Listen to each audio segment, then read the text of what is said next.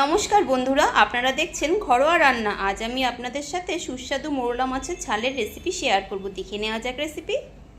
সবার প্রথমে আমি মোরলা মাছ ভালো করে ধুয়ে পরিষ্কার করে নুন হলুদ মাখিয়ে নিয়েছি। ওভেন অন করে একটি কড়াই বসিয়ে দিয়েছি। এতে দিয়ে দেবো পরিমাণ মতন সর্ষের তেল।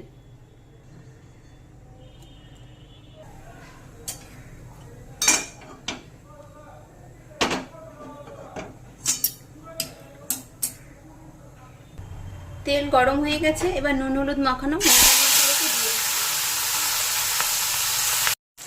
মাছগুলোকে এবার একটু উল্টে দেব।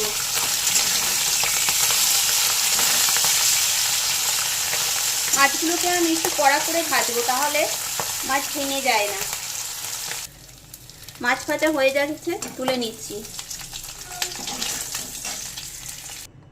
মোরলা মাছের ঝাল বানানোর জন্য আমি এখানে আলু, বেগুন, টমেটো আর পেঁয়াজ কেটে নিয়েছি। ওই তেলের মধ্যেই ফোড়নের জন্য দিয়ে দেবো কালো জিরে।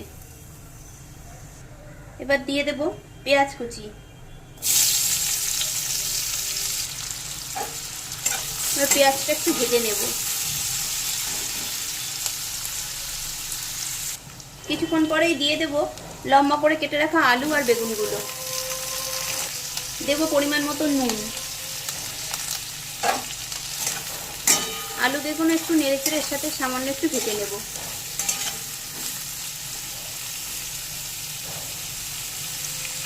এবার দিয়ে দেব পরিমাণ মতন আদা বাটা। দিয়ে দেব সামান্য একটু জল।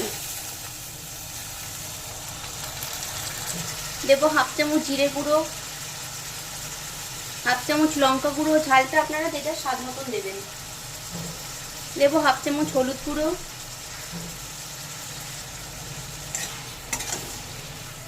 এইসব মশলা দিয়ে একটু নেড়ে নেব।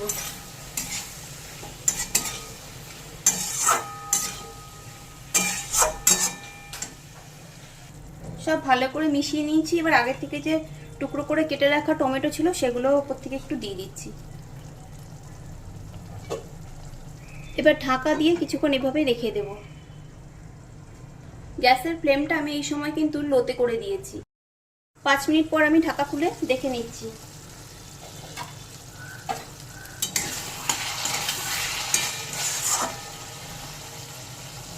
আলু সেদ্ধ হয়ে গেছে। এবার ওই ভেজে রাখা মোরলা মাছগুলোকে আমি এর মধ্যে দিয়ে দিচ্ছি।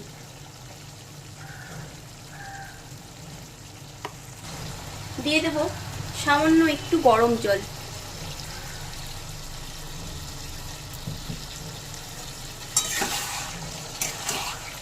মাছের সাথে মিশিয়ে নেব।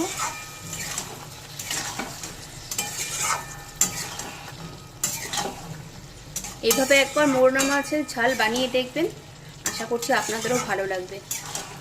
এই দিয়ে কিন্তু এক থালা ভাত খাওয়া হয়ে যাবে।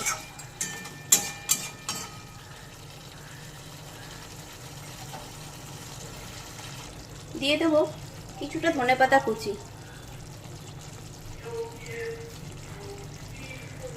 তৈরি হয়ে গেল সুস্বাদু মোরলা মাছের ঝাল।